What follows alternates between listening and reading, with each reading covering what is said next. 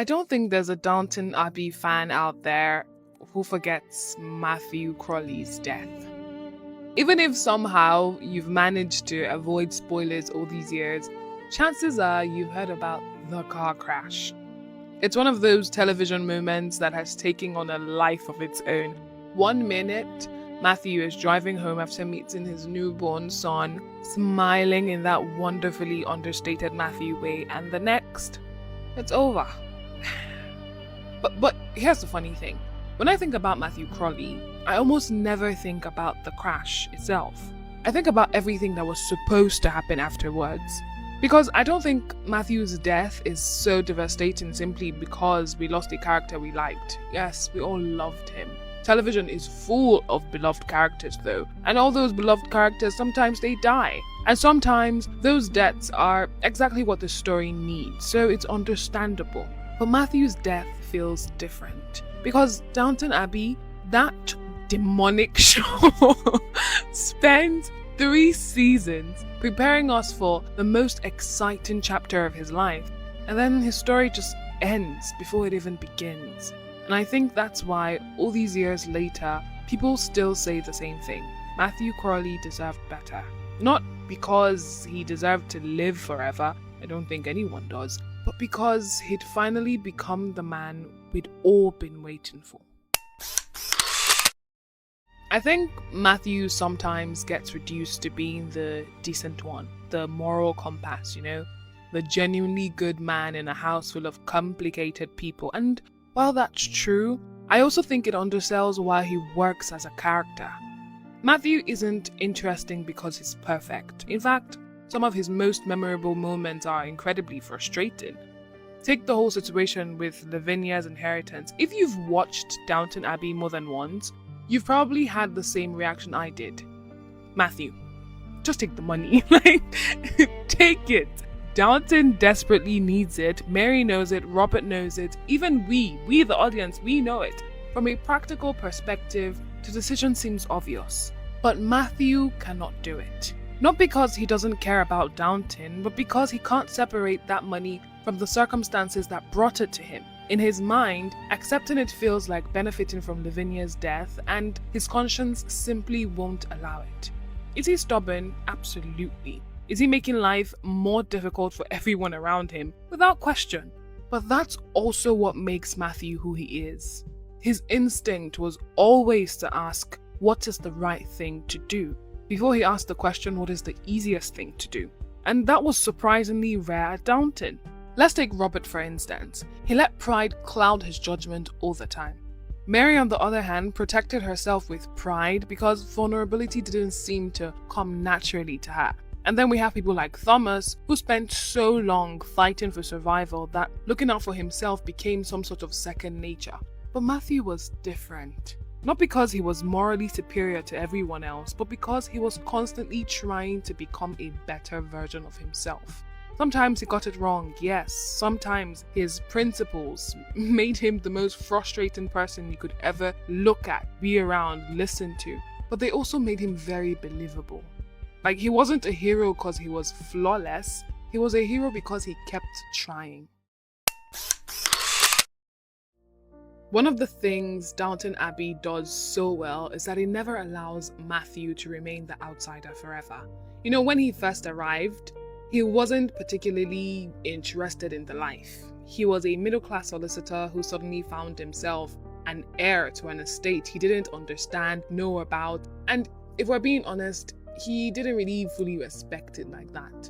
He questioned the entire inheritance system. He found the army of servants unnecessary. He struggled to understand why everyone was treating this Downton place as though it was the center of the universe.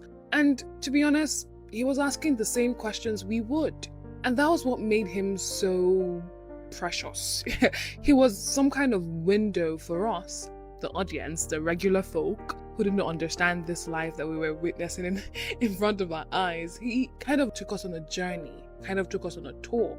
And that was what made his journey so satisfying. Because even though he didn't fully understand it, he was trying to acclimatize to everything that was being thrown at him, he didn't simply reject the world. And he didn't just surrender at the same time. He made an effort to understand why Downton mattered. Not just because it's some kind of grand house with titles and, like this name that has been tied to it, but because of the people whose lives were now completely embedded in it. The community, the entire community that depended on it for its livelihood. At the same time, he never lost the perspective that he brought with him. He still believed that the estate needed to evolve. He still challenged Robert so many times when tradition seemed to get in the way of common sense, but he understood that preserving Downton needed progress. It didn't mean that he had to freeze in time. He was that bridge between the two worlds, between the past and the future. He respected tradition without worshipping it. He embraced change without dismissing what came before, and by the time he began working alongside Mary to secure the future of the estate, it finally felt as though Downton had found exactly the leader it needed. And perhaps that's why Mary and Matthew work so beautifully together. For years, their relationship was built on conflict and they challenged each other.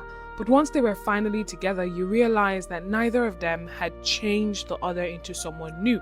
They simply helped each other become the best versions of themselves. Mary taught Matthew why Downton was worth fighting for, and Matthew taught Mary that loving Downton sometimes means having the courage to change it.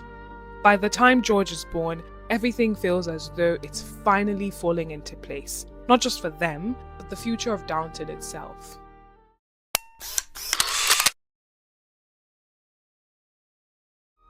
And I think that's part of what frustrates people the most. Matthew doesn't die at the end of his story. He dies at the beginning of it. So for 3 seasons, we watched him prepare for a life we never actually get to see.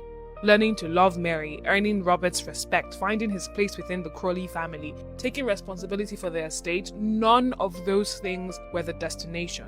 They were the foundation. The reward wasn't supposed to be the wedding. It wasn't even supposed to be George's birth. Those moments feel like the opening chapter of the life Matthew had spent years building. That's why the timing feels so cruel. For the first time since arriving at Downton, Matthew isn't questioning where he belonged. He isn't trying to prove himself. He isn't caught between two worlds. He's simply happy. He has a wife he loves, a son he's already dreaming about, and a purpose that finally feels entirely his own. And then the story just stops. The worst part is that he wasn't even some kind of character that was just heading for a tragic end. He didn't make some kind of terrible mistake. He didn't have particular choices that led him there. He was just driving home. That randomness is part of what makes the scene so heartbreaking, but it's not the reason it stays with us. What stays with us is the possibilities, at least with me.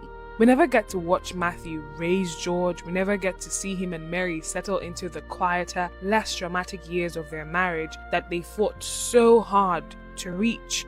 We never get to watch him and Tom modernize the estate together or see Robert gradually step aside, knowing Downton's future was in capable hands.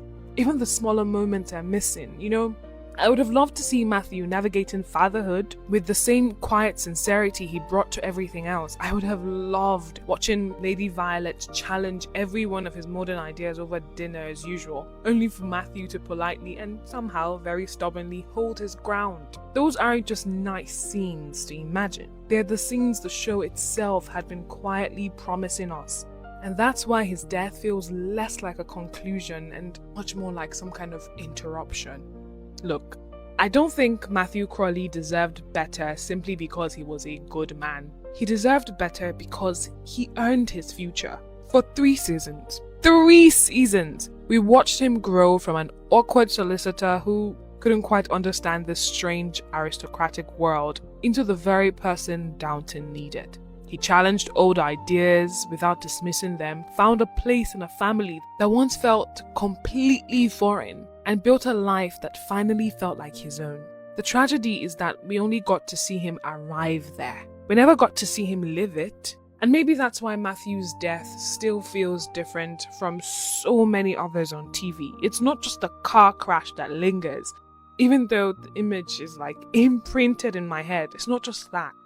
It's the life that we know was going to come after it. The father George never really knew, the husband Mary should have had for decades, and the steward Downton spent 3 seasons preparing us for. Matthew Crawley didn't just deserve a happier ending. He deserved the chance to become the man Downton Abbey had been telling us he was going to be all along.